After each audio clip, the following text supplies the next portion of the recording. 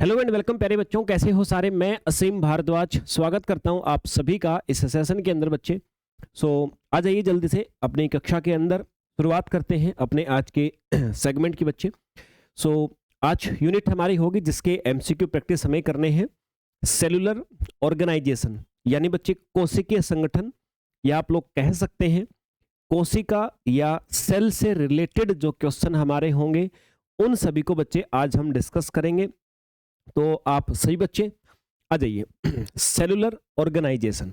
देखो बच्चे, पहला क्वेश्चन आप सभी के सामने है। यहां पे क्वेश्चन दिया गया बच्चे, एक जेनोबायोटिक पदार्थ के जैविक प्रणाली में संपर्क में आने के बाद उसका जो डिस्ट्रीब्यूशन है, उसका जो वितरण है, उसकी स्पष्ट मात्रा ज्यादा होगी कब?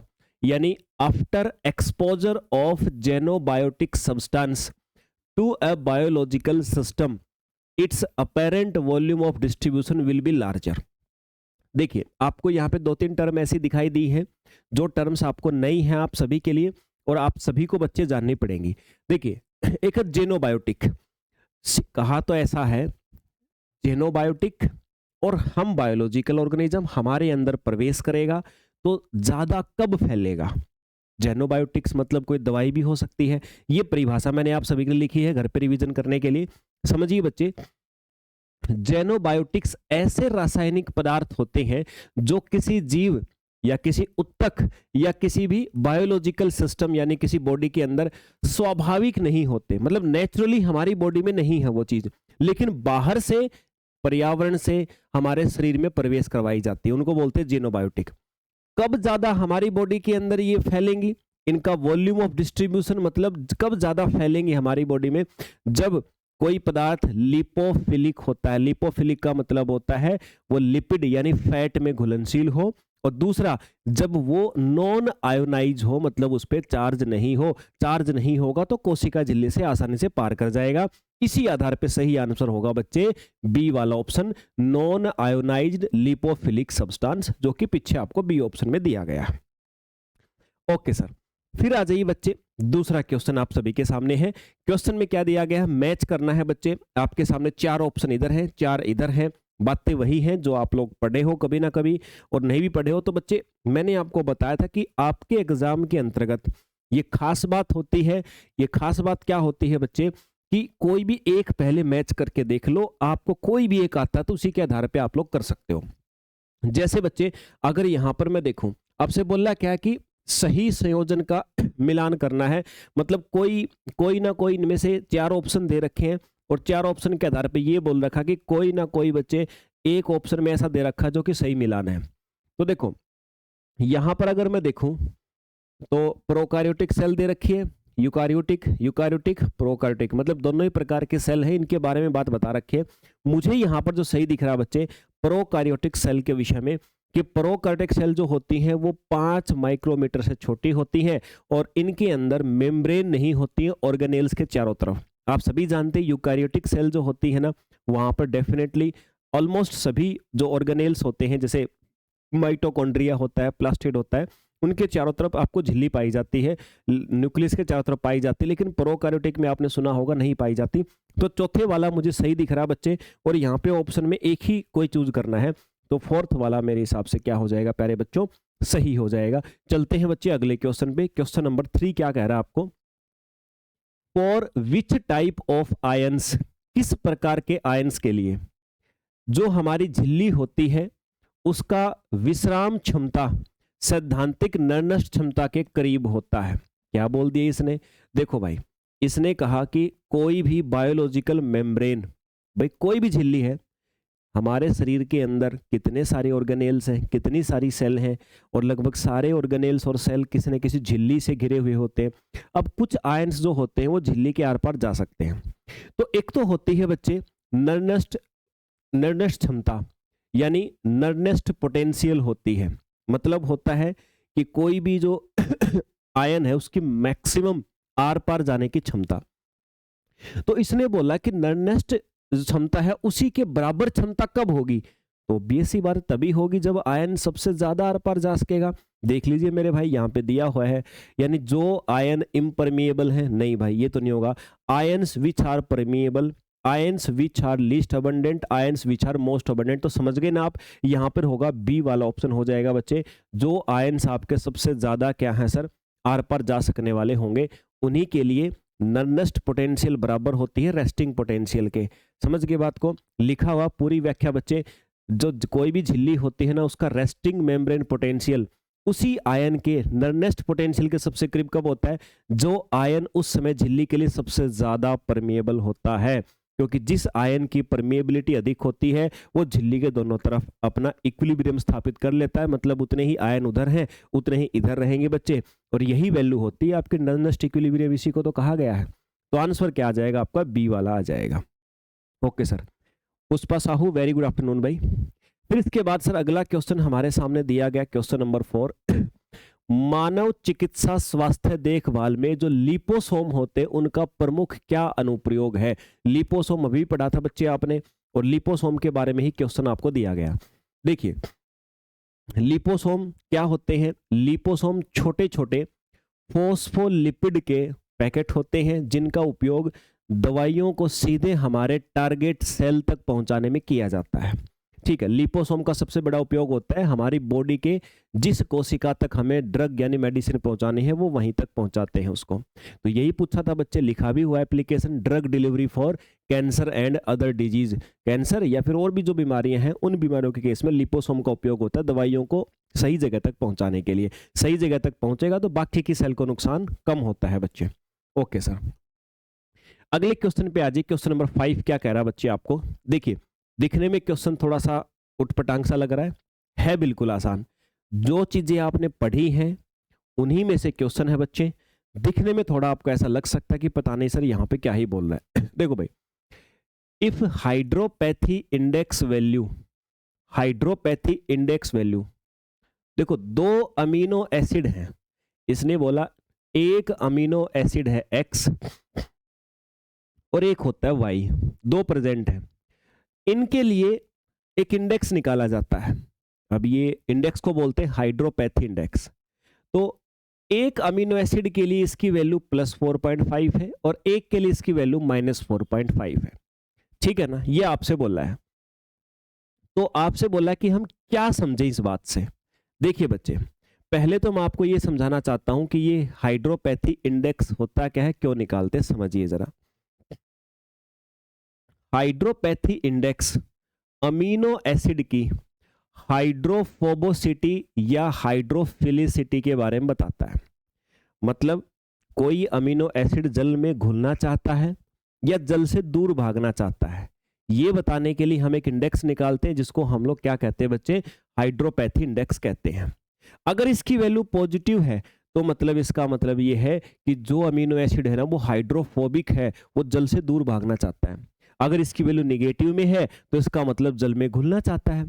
यहां पर 2 वैल्यू दी थी, एक एक्स की एक वाई की। तो वाई की वैल्यू दी थी, क्या की थी बताइए, वाई की वैल्यू क्या दी थी, निगेटिव, मतलब वाई जल में घुलना चाहता है और एक्स जल में नहीं घुलना चाहता। मतलब एक्स जो है ना वो ज्यादा हाइड्रोफोबिक है किससे, वाई की तुलना में। यही कंक्लूजन निकाला है। आपसे भी यही पूछा था, कंक्लूजन निकालना था बच्चे आपने, और सरल शब्दों में लिखा हुआ है। घर पे जब करो तो जो मैंने समझाया वही बात और भी लिखी हुई है, आसानी से रिवीजन कर सकते हो। अगले क्वेश्चन पे आ जाइए बच्चे। क्वेश्चन नंबर 6 आपको क्या कह रहा है, ये कह रहा है आपको कुछ माइकोप्लाज्मा में स्टेरोल बच्चे, स्टेरॉइड सुना होगा आपने। कुछ माइकोप्लाज्मा में स्टेरॉइड यानी स्टेरॉइड के अतिरिक्त लिपोग्लाइकेन्स भी होते हैं। निम्नलिखित में से कौन सा कथन लिपोग्लाइकेन्स के लिए सही नहीं है, ये आपसे पूछा है।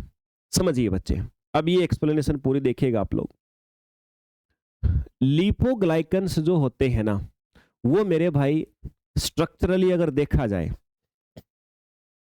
किसके जैसे होते हैं, लिपोपोलीसैकेराइड से मिलते जुलते होते हैं। समझ में आ गई बात। ओके सर, लिपोग्लाइकन जो होते हैं लिपोपोलीसैकेराइड से मिलते जुलते होते हैं।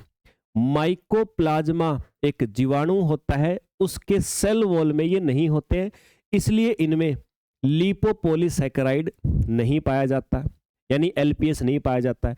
एलपीएस या बोले तो लिपोपॉलीसैकेराइड केवल किसमें पाया जाता है? ग्राम नेगेटिव बैक्टीरिया में बच्चे आपको मिलता है। समझ में आ गई बात? Okay sir. फिर उसके बाद में यहां पर एक बात दे रखी है बच्चे, देखिए लिपिड ए क्या चीज है। देखिए लिपिड ए जो होता है ना, ये आपका लिपोग्लाइकन की रीड होता है। लिपिड ए, लिपिड आप जानते हो, लिपिड फैट ये सब यूज करते हो आप लोग। लिपिड ए जो होता है वो रीढ़ की हड्डी है किसका? लिपोग्लाइकन का। इसीलिए लिपोग्लाइकन लिपोपॉलीसैकेराइड से मिलते जुलते हैं। फिर मैंने कहा माइकोप्लाज्मा में सेल वॉल नहीं होती है, इसमें ये नहीं पाया जाता बच्चे, तो मतलब एलपीएस भी नहीं होगा। किससे मिलता है? ये ग्राम नेगेटिव बैक्टीरिया में। माइकोप्लाज्मा में न ही सेल वॉल होती है और न ही एलपीएस और न ही लिपिड ए होता है। इसके विपरीत माइकोप्लाज्मा में लाइपोग्लाइकन संरचना में एलपीएस जैसे नहीं होते, इनमें लिपिड ए भी नहीं होता है। अब ये बात हमने समझ ली। क्यों समझाई मैंने? आप कहोगे सर ये क्यों बताई आपने? क्योंकि जो बात मैंने समझाई बच्चे, उन्हीं के आधार पे जो ऑप्शंस है ना, हमें आंसर चूज करना उनमें से। अब जो मैंने समझाया ना आपको, उसी के आधार पे आंसर चूज करना है। क्योंकि एग्जामिनर ने क्वेश्चन तो आपको ये बोला है कि भाई बताओ एक सही बात बताओ इनमें से, इस बात के आधार पे, तो इसलिए हम बताएंगे बी वाली, जिसको हमने समझाया कि भी संरचनात्मक रूप से जो लिपोग्लाइकन होते हैं वो लिपिड ए की रीड होने के कारण लिपोपॉलीसैकेराइड से मिलते जुलते हैं। यही बात सही है बच्चे, और ये आपका 2023 में आपके एमपी सेट एग्जाम में आया था क्वेश्चन। चलिए सर, इसके बाद फिर आ जाओ, ये भी 2023 में आपके एमपी सेट में आया था क्वेश्चन। देख लीजिए बच्चे क्या है, और मुझे नहीं लगता कि आप में से कोई बच्चा इसका आंसर ना दे पाए। एग्जैक्टली दोगे तुम लोग। क्वेश्चन था कोशिका झिल्ली के माध्यम से आयनों की गति निम्न के द्वारा निर्धारित होती है। भाई जो हमारी कोशिका झिल्ली है उसके आर पार जो आयंस जाते हैं, आप सभी जानते हो, सेल कुछ आयंस को अंदर भी लेती है, कुछ को बाहर छोड़ती है। तो किस आधार पे जाते हैं आयंस? क्या साइज के आधार पे? बिल्कुल सर, साइज के आधार पे भी आयंस अंदर बाहर जाते रहते हैं। सोल्यूबिलिटी ऑफ लिपिड, हमारी जो सेल मेम्ब्रेन होती है वो लिपिड से बनी होती है, तो लिपिड में जो चीज घुल जाएगी वो भी अंदर जा सकती है।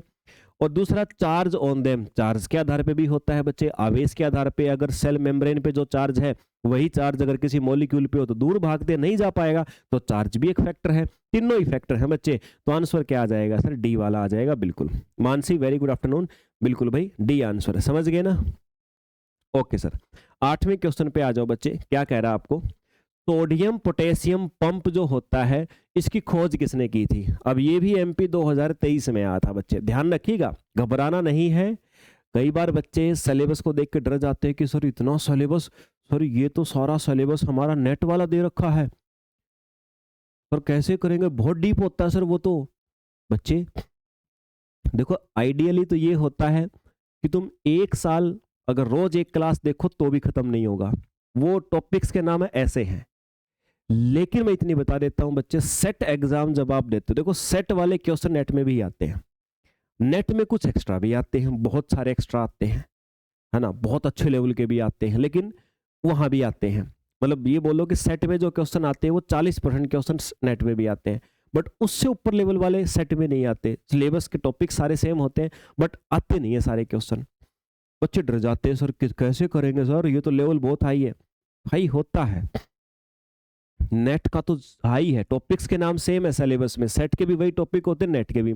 लेकिन बच्चे सेट का पेपर आप देख सकते हो, और इतनी बता दें सबसे आसान जो पेपर आता है वो मध्य प्रदेश और छत्तीसगढ़ सेट का आता है। उसके अलावा जितने सेट हैं वो इन दोनों राज्यों से स्लाइटली 5-10% और हाई कर दो वो होते हैं, लेकिन इन दोनों राज्यों का बिल्कुल लगभग सिमिलर पेपर आता है और लेवल बिल्कुल कठिन नहीं होता। अब आपके ऊपर डिपेंड करता है कि आप लोग कैसे सिलेक्टेड पोर्शन उसको करते हो। अगर आप लोग सिलेक्टेड चीजें कर लो तो पेपर में जो क्वेश्चन आते हैं ना, वो क्वेश्चंस के ऊपर थोड़ा बुद्धि लगा करके आप लोग कर पाओगे बच्चे। ठीक है भाई, पुष्पा बिल्कुल ए, मानसी ने ए दिया है, रक्षा वेरी गुड आफ्टरनून भाई। तो आंसर भी बच्चों क्या आएगा? ए आएगा सर, हॉटकिन और किन्स इसको आप बोल सकते हो। इन्होंने क्या था, सोडियम पोटेशियम पंप क्या होता है? ये हमारे नर्वस सिस्टम का एक हिस्सा होता है जो आयनों को मेंटेन करता है। अगला है सर, निम्नलिखित में से किस जीव की झिल्लियों में असंतृप्त फॉस्फोलिपिड का प्रतिशत सबसे अधिक है? कौन सा ऑर्गेनिज्म ऐसा है जिसकी मेम्ब्रेन जो होती है उसमें अनसैचुरेटेड फॉस्फोलिपिड का सबसे ज्यादा प्रतिशत होता है बच्चे? वो होती है अंटार्कटिक फिश बच्चे, सही आंसर होगा ये आंसर है, एक्सप्लेनेशन दे रखी है। देखो, बहुत ठंडे वातावरण में रहने वाले जो जीव होते हैं ना, उनकी कोशिका झिल्लियां अधिक ज्यादा फ्लूइड बनी रहती हैं ताकि झिल्ली जम न जाए, इसलिए उनकी झिल्लियों में अनसैचुरेटेड फैटी एसिड ज्यादा होते हैं, क्योंकि आप जानते हो अनसैचुरेटेड जो फैटी एसिड होते हैं वो आपके लिक्विड फॉर्म में ज्यादा रहते हैं, और सैचुरेटेड जो होते हैं वो जम जाते हैं। जैसे आपके तेल वगैरह होते हैं लिक्विड फॉर्म में होते हैं, घी होता है जम जाता है बच्चे। तो यही अंतर होता है। ठंडे स्थान पे जो जीव रहता है ना, अब वो अगर ठंड पड़ते ही साथ उसकी झिल्ली जम ना जाए, इसलिए उनमें ज्यादातर क्या होता है, अनसैचुरेटेड होता है। याद रखिएगा इसके बाद में। 10वां क्वेश्चन है बच्चे, और क्वेश्चन क्या कह रहा है आपको, राइबोफेरिन क्या है। ये भी आपके एमपी के 2023 में आया था बच्चे। ये देखिए, ये क्वेश्चन 2 अक्षर का क्वेश्चन है। राइबोफेरिन क्या है बच्चे, समझिए क्या होता है। राइबोफेरिन की अगर हम लोग बच्चे बात करते हैं तो सर राइबोफेरिन क्या होता है, 4 ऑप्शन दे रखे हैं आपको। ये वैसे होता है एक प्रोटीन, और कौन सा प्रोटीन, ग्लाइकोप्रोटीन होता है बच्चे। तो क्या होता है, ग्लाइकोप्रोटीन। राइबोफेरिन जो होता है ना, ग्लाइकोप्रोटीन होते हैं, और ये कहाँ होते हैं, जो रफ एंडोप्लाज्मिक रेटिकुलम आपने पढ़ा है बच्चे, उसकी झिल्ली पर पाए जाते हैं।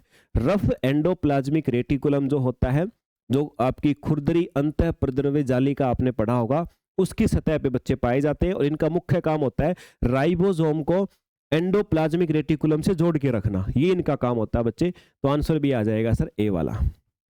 फिर आ जाइए बच्चे अगले क्वेश्चन पे। इसने पूछा कौन सी स्टेटमेंट बच्चे करेक्ट है। तो देखिए, पहली स्टेटमेंट दे रखी है। अच्छा, ये क्वेश्चन का आंसर बताने से पहले बच्चे मैं एक बार आपको थोड़ा सा ये चीज का यूज होगा ये बता देता हूं। इस चीज का यूज होगा, एक बार समझा दूं, फिर हम ऑप्शन पे जाएंगे। इस क्वेश्चन में जैसे स्टेटमेंट देखोगे ना, तो स्टेटमेंट में आपको बार बार ये पार्टीशन कोफिशिएंट का यूज होगा। बार बार क्या आएगा, पार्टीशन कोफिशिएंट आएगा। तो पहले इसको समझा दूं, फिर ऑप्शन पे चलेंगे हम लोग, है ना। ओके सर, चलिए। जब कोई पदार्थ 2 इमिसिबल द्रव जैसे तेल और पानी है उसमें डाला जाता है, तो वह दोनों में कुछ मात्रा में घुल जाता है। भाई, तेल है और पानी है, दोनों को मिला रखा है, एक तीसरी चीज डाल दी, वो थोड़ी सी तेल में घुलेगी, थोड़ी सी पानी में घुलेगी। दोनों में उसकी जो घुलने की क्षमता है ना, वो एक समान नहीं होती। तो इन दोनों ही द्रवों में जो आपने घोला है, कितनी मात्रा में घुला है, वही आपका क्या होता है, पार्टीशन कोफिशिएंट होता है। मतलब ऑयल में कितना घुला है और अपॉन में पानी में कितना घुला है, इन दोनों का अनुपात होता है पार्टीशन कोफिशिएंट। ये समझ में आ गई बात। अब हम चलते हैं कि सर स्टेटमेंट क्या दे रखी है उस पे। पहली स्टेटमेंट दे रखी कि कोशिका झिल्लियां जो होती है ना, उनके अंदर जो विभाजन गुणांक होता है, जो पार्टीशन कोफिशिएंट होता है, वो जैतून के तेल और जल के समान होता है। मतलब सेल मेम्ब्रेन का जो पार्टीशन कोफिशिएंट है ना, अधिकतर सेल मेम्ब्रेन का, वो ओलिव ऑयल और वाटर को ले लो, उसमें डाल लो उसको, तो उसके समान होता है। सही बात है, बिल्कुल ऐसा ही होता है। उसके बाद बच्चे फिर partition coefficient can be measured by mixing the solute and with an oil water, ऐसे ही तो निकाला था अभी, ये भी सही है। The partition coefficient is concentration of the solute in oil divided by, यही तो है, अभी तो फॉर्मूला लिखा था। तीनों बातें सही हैं, चौथी गलत है, चौथी का तो कोई लॉजिक ही नहीं है। तो ये लो भाई, बी वाला हो जाएगा। पहली, दूसरी, तीसरी, तीनों बातें बिल्कुल सही हैं बच्चे, तो आंसर आ जाएगा बी वाला। ठीक है ना। ये आया था महाराष्ट्र के अंदर, और पिछले ही साल आया था 2024 में बच्चे क्वेश्चन, ध्यान रखेगा। ये थोड़ा सा महाराष्ट्र के अंदर, केरला के अंदर हल्का सा लेवल हमारे एग्जाम से थोड़ा अप रखते हैं वो। आगे आ जाइए बच्चे, और ध्यान रखिए, मैं एक चीज कहता हूं, आप लोग जब सेट का मेंस एग्जाम दोगे ना, सेट का जो मेंस एग्जाम दोगे, वो मेंस एग्जाम का सिलेबस भी रिसेंबल करेगा आपका, जो अभी तैयारी कर रहे हो, ये उसमें भी काम आएगा। वो इससे डीप होगा, लेकिन मैं इतनी कहता हूं आपको, CSIR नेट से तो आपका मेंस भी आसान होता है। आप असिस्टेंट प्रोफेसर का जो मेंस आएगा ना, वो एग्जाम CSIR नेट से आसान होता है आपका। मतलब मैं कहता हूं कि CSIR नेट की तुलना में तुम्हारा मेंस एग्जाम जो होगा, वो भी 70-80% होगा उसके कंपैरिजन में। ये तो सेट एग्जाम है बच्चे। अगर बुद्धिमत्ता से थोड़ा बहुत अपनी हल्की सी सेल्फ स्टडी रख लोगे ना, देखो, अगर तुम सोचो कि सिर्फ किसी टीचर से सिर्फ पढ़ के एकदम से रिकॉर्ड तोड़ देंगे, रिकॉर्ड नहीं टूटता उससे, उसमें फिर टाइम ज़्यादा लगता है आपको, बार बार आपको तैयारियां करनी पड़ती हैं। थोड़ा सा सेल्फ स्टडी एक लिमिटेड वे में, किताबों को देखना शुरू कर दो, पिछले साल के पेपरों को देखना शुरू कर दो, है ना, 2 4 5 पेपर लगा लो। मॉक टेस्ट की तरफ मत भागो, मॉक टेस्ट मैं नहीं कहता बिल्कुल मत लगाओ बच्चे, मैं पिछले साल के 2 4 पेपर लगा लो और क्वेश्चन को अपने तरफ से लगाओ 4 5 बार। जैसे ये क्वेश्चन मैंने एक बार करवाऊंगा, बुक आपके लिए लॉन्च कर दी है, बुक आपने मंगवा ली होगी, वो बुक को अपनी तरफ से मेरे से पहले समझ लो एक बार, 4 बार 5 बार लगाओ पेपर से पहले, बहुत ज्ञान बढ़ेगा आपका। सिलेक्टेड चीजें ऐसे ही तो याद होती हैं बच्चे, वरना फाउंडेशन की प्रिपरेशन तो देखो वो तो चलेगी लंबी आपकी, लेकिन टारगेट बैच का मतलब यही होता है कि भाई जितना हम कर पाए उतना मैक्सिमम कर लें और एमसीक्यू के ऊपर फोकस कर लें, बच्चे भी उसको बार बार लगाएं। समझ रहे हो बात को, बेनिफिट जितना मैक्सिमम उठा सकें बच्चे। ओके सर, तो समझ गए ना, आंसर भी हो गया था हमारा।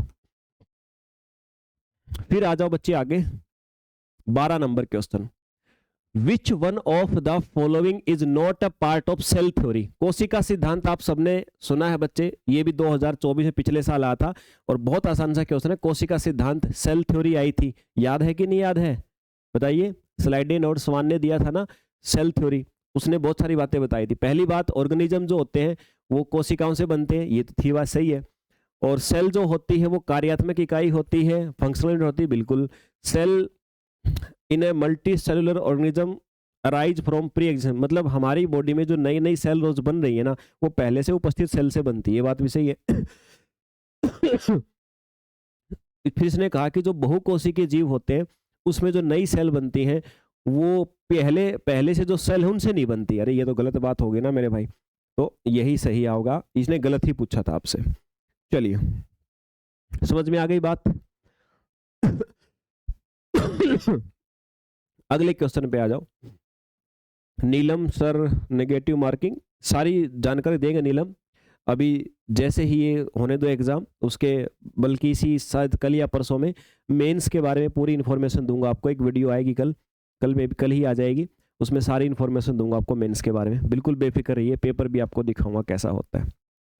30 नंबर पे आ जाओ। प्रोकारियोटिक की विशेषताएं हो सकती हैं, जो प्रोकारियोटिक ऑर्गेनिज्म होते हैं बच्चे उनकी क्या विशेषताएं होती हैं।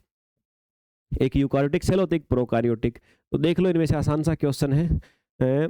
यस, सी वाला मुझे दिख रहा है कि भाई प्रोकारियोटिक जो होते हैं ना उनमें मेम्ब्रेन नहीं होती ऑर्गेनेल्स के चारों तरफ। ऐसा ही एक क्वेश्चन हमने कुछ देर पहले ही पढ़ा था कि प्रोकारियोटिक जो सेल होती है उनके अंदर जो ऑर्गेन्स होते हैं उनके चारों तरफ झिल्लियां नहीं होती हैं, ये इनकी खास बात है। सी वाला आ जाएगा। 40 नंबर पे आ जाओ बच्चे। मैमल्स के अंदर 22 इंटीग्रीन हेट्रोडाइमर हमें आज पता है, जो कि किससे बने होते हैं। अब यहां पर एक आधी हमारी नई टर्मिनोलॉजी का यूज हुआ है, तो आइए उसको समझ लिया जाए एक बार। देखिए भाई यहां पर एक्सप्लेनेशन आपके लिए पूरी। इंटीग्रीन्स क्या होते हैं, एक प्रकार के सेल अडेशन रिसेप्टर होते हैं। कहोगे सर ये क्या आ गया, समझ लो ये भी लिखा हुआ है। सेल अडेशन रिसेप्टर का मतलब ऐसे मेम्ब्रेन प्रोटीन है जो सेल्स को एक दूसरे या फिर बाहर की किसी चीज से जोड़ते हैं। इतना सा मान लो, सेल अडेशन रिसेप्टर बने किससे होते, आपके इंटीग्रीन से। और सेल अडेशन रिसेप्टर क्या करते हैं, सेल को जोड़ने का, कोशिकाओं को एक दूसरे के साथ जोड़ने का काम करते हैं। अब यहां शब्द लिखा हुआ था क्वेश्चन में हिट्रोडाइमर्स। हिट्रोडाइमर का मतलब क्या होता है, यानी जो दो अलग अलग सब यूनिट से मिलकर बने होते हैं उनको बोलते हैं हिट्रोडाइमर्स बोलते हैं। जैसे अल्फा सब यूनिट और बीटा सब यूनिट। हमारे मैमल्स के अंदर जो होते हैं ना, वहां पे अल्फा सब यूनिट 16 होती हैं, बीटा 8 होती हैं। दोनों जब जुड़ती हैं तो हिट्रोडाइमर कौन सा बनता है, 22 बनता है। मैथमेटिक्स के हिसाब से जोड़ मत देना, 16 और 8 24 मत कर देना, वहां चीजें थोड़ी अलग होती है बायोलॉजी में। तो 22 हिट्रोडाइमर बनते हैं। तो यही आपसे पूछा था बच्चे, और आंसर भी हो जाएगा आपका यही सर, ये रहा ए वाला आंसर लिखा हुआ है यहाँ पे। चलिए अगले पे आ जाओ भाई। अगला क्वेश्चन क्या कह रहा है, प्लाज्मा जो मेम्ब्रेन होती है उसमें सब जगह पे उपस्थित oligo glycosyl ceramides, plasma membrane में सब जगह पे उपस्थित ओलिगो ग्लाइकोसिल सेरामाइड्स जो संकेत, पारगमन, कोशिका कोशिका संपर्क और कोशिका प्रसार के मॉड्यूलेशन में बहुत महत्वपूर्ण होता है। इसने कहा भाई एक फलाना हमारे पास में क्या है, एक केमिकल है जो कि सेल मेम्ब्रेन में उपस्थित है। अच्छा, सब जगह उपस्थित है, सब जगह उपस्थित है और क्या करता है, सिग्नल्स को कैरी करता है, कोशिकाओं के बीच के संपर्क को बढ़ाता है ना, कोशिका के एक्सपेंशन को बढ़ाता है। तो ये केमिकल कौन सी वर्ग में आता है, कौन सी क्लास में आता है, तो ये आता है बच्चे इस क्लास में, क्या नाम है, ग्लाइको ग्लिसरोलिपिड, इस श्रेणी का एक केमिकल है। यही आपसे पूछा था, थोड़ा एक्सप्लेनेशन जानना चाहो देख लो। यहाँ पे एक शब्द था यूबिक्विटसली, इसका मतलब क्या होता है, जब भी हम ये कहते हैं कि कोई मॉलिक्यूल यूबिक्विटसली होता है तो इसका मतलब होता है कि वो कई तरह की कोशिकाओं और कई तरह के उत्तकों में मौजूद होता है, ना कि केवल किसी खास जगह पे। यहाँ बोला था ना प्लाज्मा झिल्ली में होता है और इसके अलावा भी बाकी बहुत सारी जगह पे होता है, इसलिए लिखा रहा सर्वत्र उपस्थित होता है केमिकल। इसकी श्रेणी क्या है, ठीक है, ओके सर। अगले क्वेश्चन पे आ जाइए बच्चे। उस घटना की पहचान करें जो सोडियम पॉजिटिव धारा हानि से संबंधित नहीं है। मतलब हमारी बॉडी के अंदर आयंस का फ्लो होता है, आयन से करंट बनती है, तो सोडियम के आयन से जो करंट बनती है ना, उस करंट को लॉस कौन नहीं करता है। इन चारों ऑप्शन में से आपने बताना है कौन लॉस नहीं करता। तो मेरे भाई इनमें से चारों में से है कैडमियम। अगर हम ऐसा पानी पीते हैं जिसमें कैडमियम है तो उससे मेरे भाई क्या होगा, कोई लॉस उसके अंदर नहीं होता। तो यही आंसर याद रखना, भविष्य के लिए दिमाग में बैठा लेना। अगले पे आ जाओ। Which is the major sterol present in the plasma membrane of animal cell? फिर से स्टेरॉइड की बात आ गई है मेरे भाई। प्लाज्मा झिल्ली में कौन सा स्टेरॉल पाया जाता है। देखो भाई, जो हमारे एनिमल सेल होती है उनकी प्लाज्मा मेम्ब्रेन में कौन कौन से स्टेरॉल होते हैं, आइए समझते हैं। पहला होता है कोलेस्ट्रॉल, एक होता है अर्गोस्ट्रॉल, एक होता है लेनोस्टेरॉल और एक होता है बच्चे स्टिग्मेस्ट्रॉल। अब ऑप्शन इन चारों में से कौन सा है देख लीजिए मेरे भाई, है ना। एनिमल सेल में कौन सा पाया जाता है ये आपसे पूछा है। तो ये जो स्टिग्मेस्ट्रोल ना, ये ज्यादातर प्लांट सेल में पाया जाता है। तो मतलब ये है सर कि बाकी में से देखना पड़ेगा हमें कौन सा ज्यादा होता है। ठीक है, अब ये एर्गोस्ट्रोल ये फंगस में पाया जाता है, ये प्लांट में पाया जाता है मेरे भाई, समझ गए बात को। ओके सर, तो अब कोई ना कोई एक आंसर हमारा ऐसा है कि जो देखो पाए तो सारे ही जाते हैं, लेकिन कोई फंगस में है, कोई कहीं पे है, कोई कहीं पे है। हमारी बॉडी में सबसे ज्यादा कौन सा है, इसने पूछा पशु कोशिका एनिमल सेल, तो एनिमल सेल में होता है बच्चे कोलेस्ट्रॉल सबसे ज्यादा। स्टेरोल क्या होता है, एक प्रकार का लिपिड होता है, मैंने साफ साफ लिखा हुआ है। ओके सर, फिर आ जाइए अगले पे। स्पेक्ट्रीन और एंक्रीन एनिमल सेल की जो मेम्ब्रेन होती है उनमें पाए जाने वाले प्रोटीन है, ये सामान्यतः कौन सी कोशिकाओं में होते हैं। देखो भाई, स्पेक्ट्रीन और एंक्रीन, स्पेक्ट्रीन ये क्या होता है मेरे भाई, ये हमारी प्लाज्मा मेम्ब्रेन के अंदर जो आरबीसी सेल होती है उनको शेप और उनको फ्लेक्सिबिलिटी देता है। और एंकरिन क्या करता है बच्चे, ये स्पेक्ट्रीन को मेम्ब्रेन प्रोटीन से जोड़ने में मदद करता है। तो दोनों ही पाए जाते हैं कहाँ पे, रेड ब्लड सेल के अंदर। बी आंसर हो जाएगा बच्चे इसका। अगले पे आ जाओ, क्वेश्चन नंबर 19 क्या कह रहा है आपको। जीवित कोशिकाओं में कोशिका झिल्ली के आर पार आयनिक वितरण को सबसे अच्छी तरह से समझाया जा सकता है। सेल मेम्ब्रेन के आर पार जो आयंस जाते हैं, डिस्ट्रीब्यूट होते हैं बच्चे, ठीक है। अल्फिया कह रहे हैं सर ये वीडियो यूट्यूब पे भी मिलेगा। वीडियो देखो यूट्यूब पे तो बाय चांस कुछ कुछ वीडियो जाती रहती हैं बच्चों के डेमो पर्पज से। यहाँ पर जो सारी वीडियो इस बैच के अंदर होंगी वो सारी यूट्यूब पे नहीं जाएंगे, यूट्यूब पे कुछ कुछ वीडियो जाएंगी, है ना। बच्चे देखते रहे कुछ क्लास, जैसे अब यहाँ पर क्या 3-4 सीरीज चलेंगी इस बैच में। अभी जो एमसीक्यू प्रैक्टिस हम कर रहे हैं ना, तो ये एमसीक्यू प्रैक्टिस की 3-4 सीरीज चलेंगी। अभी पहली सीरीज चल रही है, 13 की 13 यूनिट करवाऊंगा, फिर दोबारा फिर सीरीज चलेगी। मतलब एग्जाम तक हम करते रहना। यूट्यूब पे सब नहीं जाएंगे, यूट्यूब पे कुछ कुछ जाते रहेंगे, ठीक है ना। चलिए, तो यही बोला इसने मेरे भाई कि जो सेल मेम्ब्रेन के आर पार जो आयंस आते जाते रहते हैं उनको अच्छी तरह से कैसे समझाया जा सकता है। तो उसको समझाने के लिए हमें एक प्रिंसिपल आ था जिसको बोलते हैं डोनन मेम्ब्रेन इक्विलिब्रियम। इसमें क्या था, इन्होंने क्या बताया था, समझिए इसकी पूरी परिभाषा आपके सामने। इन्होंने कहा था कि भी कुछ आयन जैसे सोडियम, पोटेशियम, क्लोरीन होते हैं, वो कोशिका के अंदर और बाहर अलग अलग मात्रा में होते हैं। ये मुख्य रूप से डोनन इफेक्ट या डोनन इक्विलिब्रियम से समझा जा सकता है। कैसे? इन्होंने कहा था कि यह स्थिति तब होती है जब एक सेमी परमीबल मेम्ब्रेन से कुछ आयन तो गुजर सकते हैं, लेकिन बड़े इम्परमीबल चार्ज मॉलिक्यूल जैसे प्रोटीन नहीं गुजर सकते। परिणाम स्वरूप क्या होता है? आयनों का अनइक्वल डिस्ट्रीब्यूशन और ऑस्मोटिक प्रेशर डिफरेंस बनते हैं। तो डोनन, देखो यहां पर इसने क्वेश्चन में बोला कि भी कोशिका झिल्ली जो है उसके एक तरफ और दूसरी तरफ जो आयन्स है ना, उनकी मात्रा में क्या हो जाता है? उनकी मात्रा में डिफरेंस क्रिएट हो जाता है। एक तरफ ज्यादा हो जाते हैं, एक तरफ कम हो जाते हैं। तो बोला इस बात को हम लोग कैसे समझे? ठीक है, तो इस बात को कैसे समझे? तो इसने कहा भी डोनन ने बताया था इस बात को। अब डोनन ने क्या बताया? इसने बताया कुछ मॉलिक्यूल बड़े होते हैं, आर पार नहीं जा सकते, इसलिए ज्यादा मात्रा में बाहर रह जाते हैं। कुछ छोटे होते हैं, अंदर चले जाते हैं। तो कुछ आयंस बाहर ज्यादा हैं, कुछ अंदर ज्यादा हैं। तो इसी को डिफरेंस क्रिएट होता है, डोनन ने बताया था। अल्फिया करिए। और पेपर 1 के लिए सर, ये लाइफ साइंस के लिए है। पेपर 1 के लिए दुनिया भर के यूट्यूब चैनल हैं, सर्च करो, उन प्रैक्टिस करवा रहे हैं, वहां से प्रैक्टिस करो। पेपर 1 कोई बहुत बड़ा इश्यू नहीं है, जहां से आपको लगे वहां से प्रैक्टिस कर सकते हो, है ना। अपना लाइफ साइंस का सीरीज चल रहा है बच्चों। अभी टारगेट के लिए हमारा इस पे कंसंट्रेशन है, क्योंकि पेपर 1 के लिए मैं देख लिया दुनिया भर के लोग हैं, मतलब सभी करवा रहे, क्योंकि पेपर 1 में कोई ऐसा सब्जेक्ट है नहीं जहां पे बच्चे फंसे।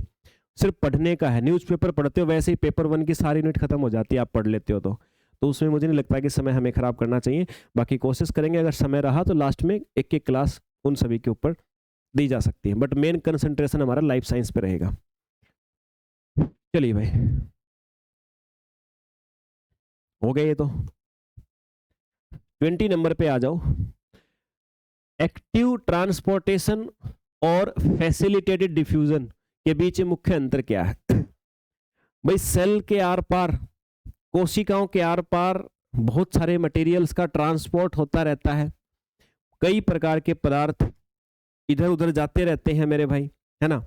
कई प्रकार के मटेरियल, कई प्रकार के पदार्थ आते जाते रहते हैं। तो इसने बोला कि कई तरीकों से आते हैं। एक मेथड होता है उसके लिए एक्टिव ट्रांसपोर्ट, एक होता है आपका फैसिलिटेटेड डिफ्यूजन। कंसेप्ट ये पढ़ा रखा मैंने, करवा रखा है बच्चे।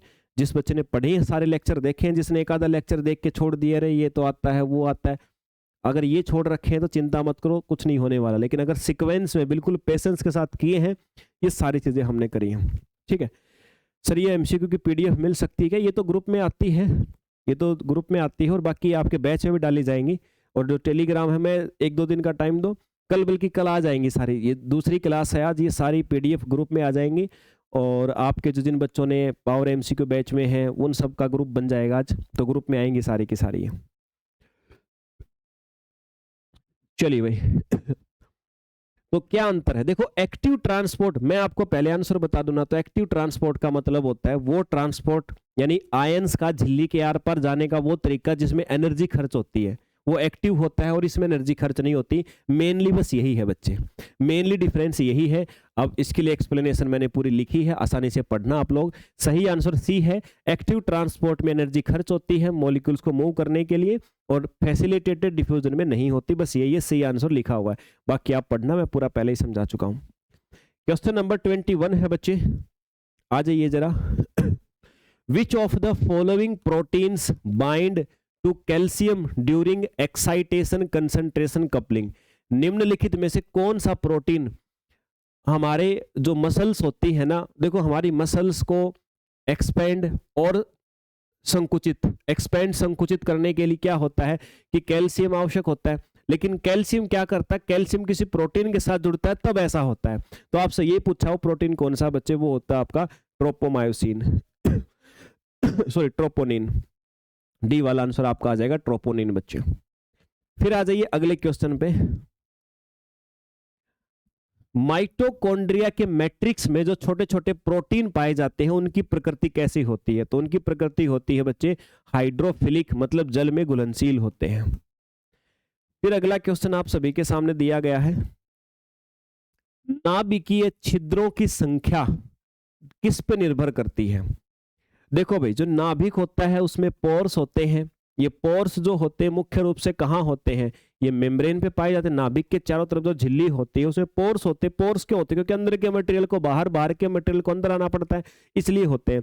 तो किसी भी सेल में जो ये पोर्स है ना, जो छिद्र है, वो उसकी संख्या किस पे डिपेंड करेगी? वो उस सेल की मेटाबॉलिक एक्टिविटी और ट्रांसक्रिप्शन पर निर्भर करे। ट्रांसक्रिप्शन क्या होता है बच्चे? ट्रांसक्रिप्शन का मतलब डीएनए से आरएनए बनना, क्योंकि नाभिक के अंदर आरएनए बनते हैं, ज्यादा आरएनए बनेंगे तो ज्यादा छिद्र चाहिएंगे, क्योंकि छिद्र तभी तो बाहर आ पाएंगे, तभी तो आरएनए बाहर आ पाएंगे। तो यही है बच्चे, बी वाले ऑप्शन में लिख रखी यही वाली बात, ट्रांसक्रिप्शन पे डिपेंड करता है ये। अगले क्वेश्चन पे आ जाओ बच्चे, इनमें से कौन सा एंजाइम लाइसोसोमल अंश के लिए मार्कर के रूप में उपयोग किया जाता है बच्चे? मार्कर का मतलब होता है किसी चीज का पता लगाने के लिए। अब किसका पता? लाइसोसोम का पता लगाने के लिए हम किस केमिकल का यूज करते हैं, ये आपसे पूछा है। वो होता है sir acid phosphate, acid phosphatase. फिर बच्चे आज का लास्ट क्वेश्चन है, यहां पर फिर से मिलान करने दे रखे हैं। न्यूक्लियस है, स्फेरोसोम है, पेरोक्सिसोम है, प्लाज्मोडेस्माटा है। तो इनमें से आप कोई भी आपको एक आता है उससे मैच हो जाएगा, ध्यान रखना, मोस्टली केस में ऐसी चीजें हो जाती हैं। तो यहाँ पर मुझे दिख रहा बच्चे प्लाज्मोडेस्माटा, आपने सुना है। प्लाज्मोडेस्माटा का काम क्या होता है बच्चे? प्लाज्मोडेस्माटा का काम क्या होता है? दो कोशिकाओं के बीच में जो मॉलिक्यूल्स होते हैं उनका आदान प्रदान करना काम होता है। ये कुछ एक प्रकार की ट्यूब्स होती हैं, दो सेल के बीच में ट्यूब्स होती है, एक सेल से दूसरी ट्यूब में मटेरियल जाते हैं। तो ये लिखा हुआ तीसरे पे, यानी इसका तो आएगा तीसरे पे। चौथे का मुझे 3 लग रहा है, देख लो कौन से ऑप्शन में चौथे का 3 है। एक ही में लग रहा है मुझे, सी वाले में, यही आंसर आ जाएगा। बाकी अपने आप मैच हो जाएंगे, इसके अंदर आंसर लिखा हुआ है बच्चे। चलिए सर, तो ये थे बच्चे आज के हमारे 25 क्वेश्चन। अच्छे से करना बच्चे। देखो कंसेप्ट आप जो करने थे कर चुके हैं, अब उनको भी पढ़ते रहना। अब मेन फोकस आपका एमसीक्यू के ऊपर होना चाहिए, ठीक है। एमसीक्यू के ऊपर अब आप सभी का मेन फोकस होना चाहिए बच्चे। तो चलिए फिर यहाँ तक करते हैं आज, मिलते हैं बच्चे अगले सेशन के अंदर। जय हिंद भाई।